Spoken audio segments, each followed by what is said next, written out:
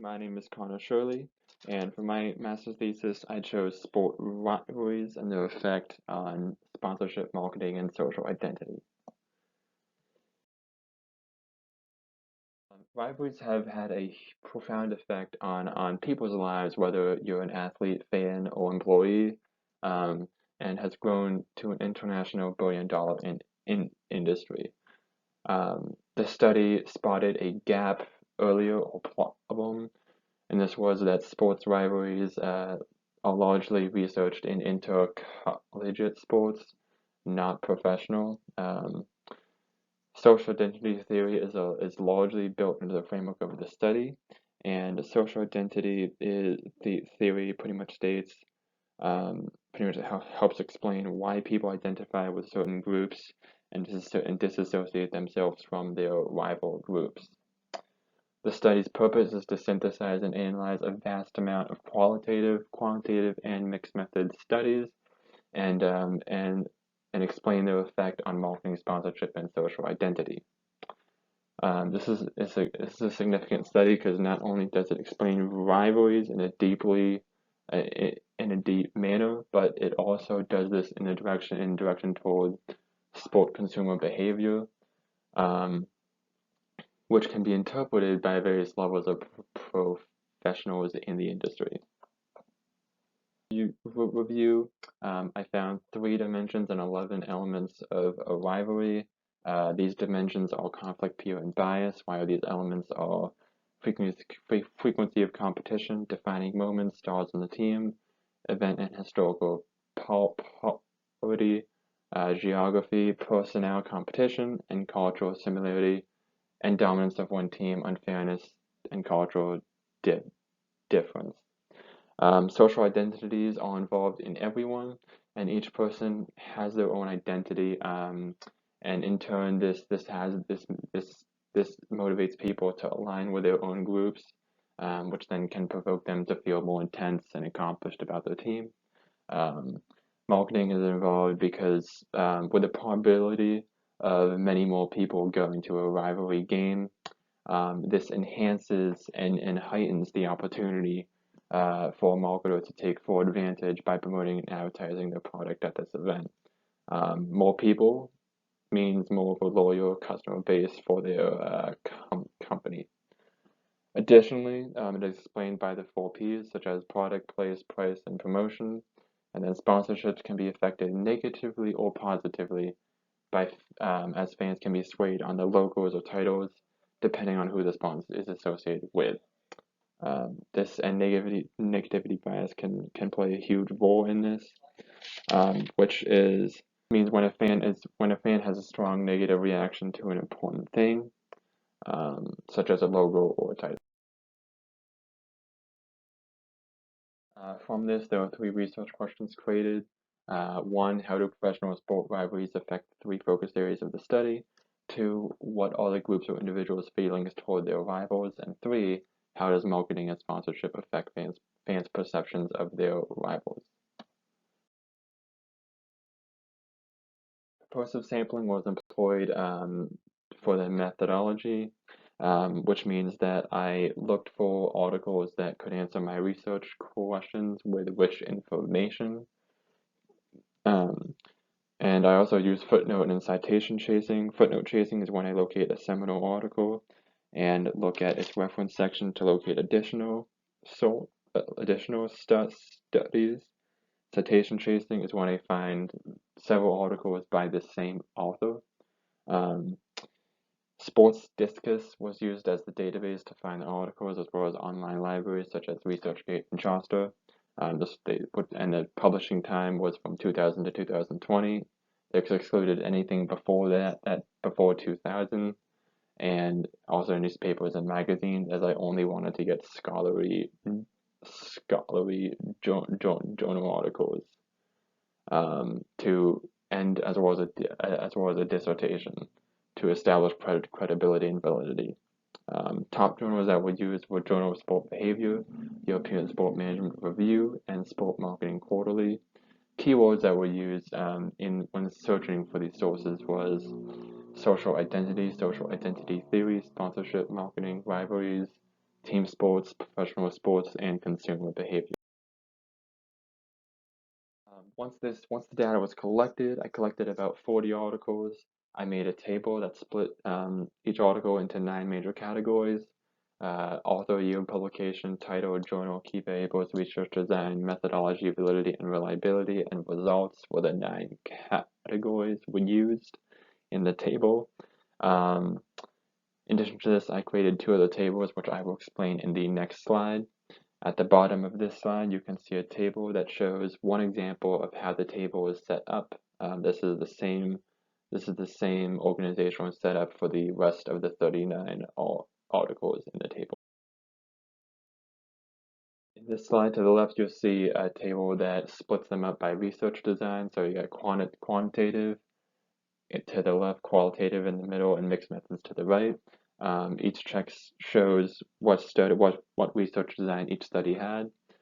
To the right, you'll see a variable table showing how many times of key variable was used. All of these variables were used at least 6 times, with social identity theory being used the most, 15 times specifically. Validity and ethical considerations. After I collected the sources, I evaluated the studies. I came up with 11 questions for criteria to assess what strengths and weaknesses articles have. A couple of these are were appropriate research methods conducted, and were there research questions or hypotheses answered.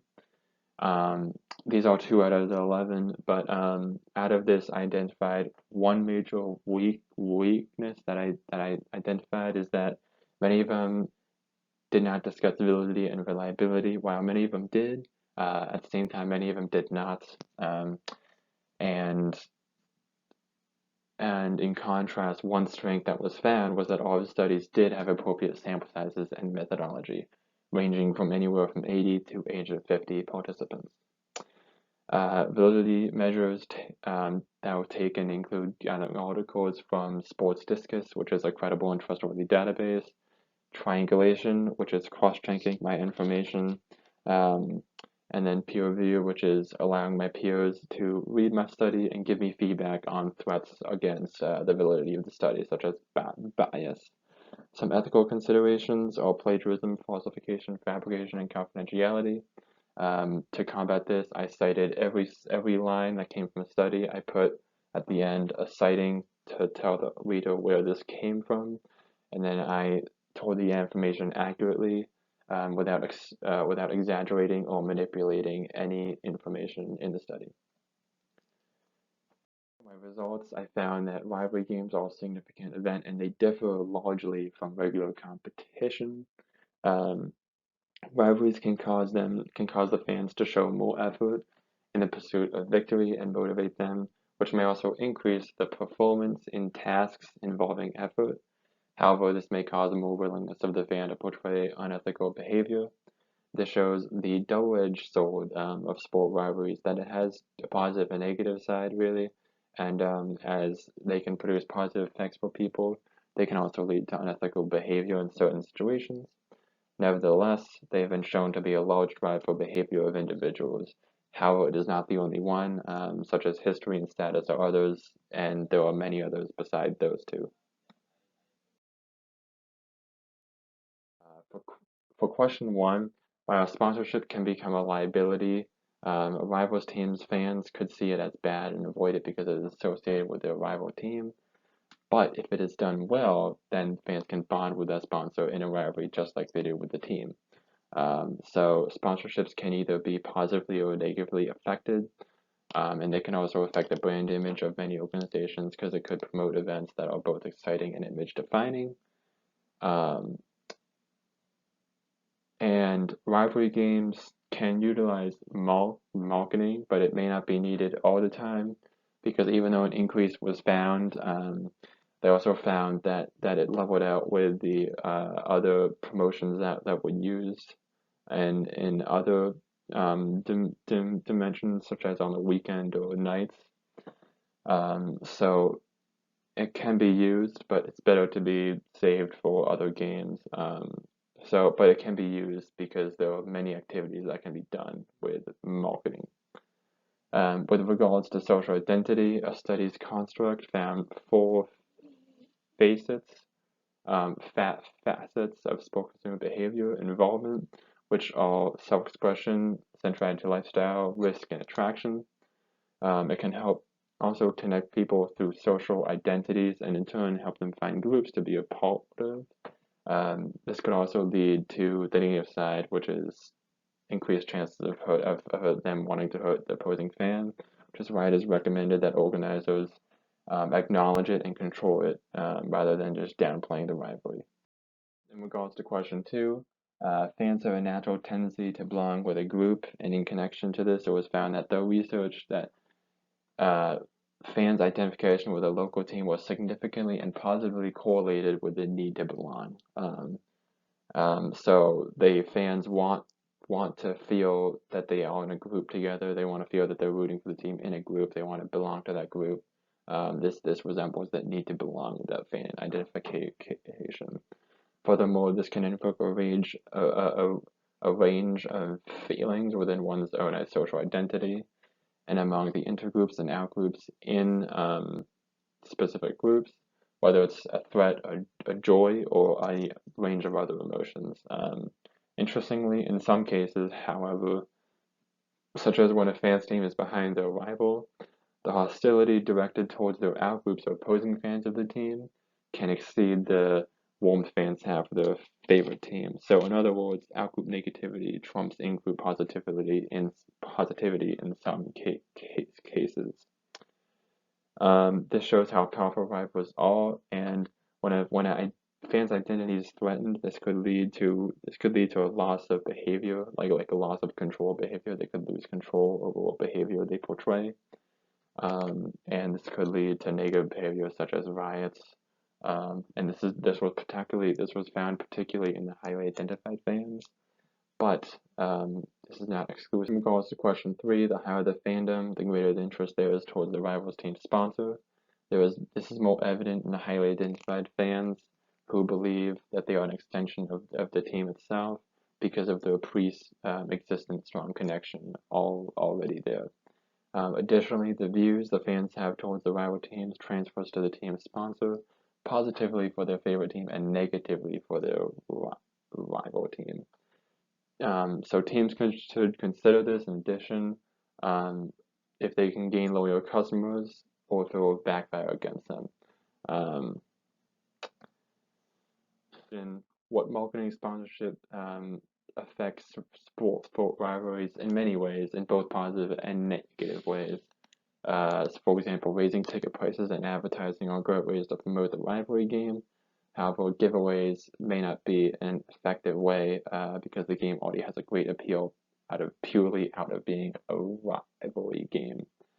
In addition, the sponsors should target the highly identified fans because they have the better potential to correctly recognize them, be more knowledgeable about the product, more loyal, and pay more attention to them as well.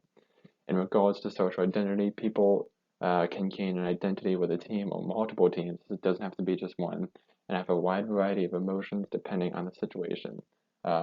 These emotions can be simple or complex, and there are many, many emotions that could occur. This study shows a complex understanding of the topic that can be useful to students, sponsorship and marketing managers, sport policymakers, professors, and sport facility managers. However, I do recommend that more qualitative research should be done on this topic, as most of mine is quantitative. More should be explored on a rival's loss being more important than a favorite team's gains. This is a new finding, so it'll be interesting if this can be found in other leagues other than the MLB. And this study should be replicated by other professionals in the professional sports industry. Here are my references for this PowerPoint. Thank you for listening, everyone, and have a good day.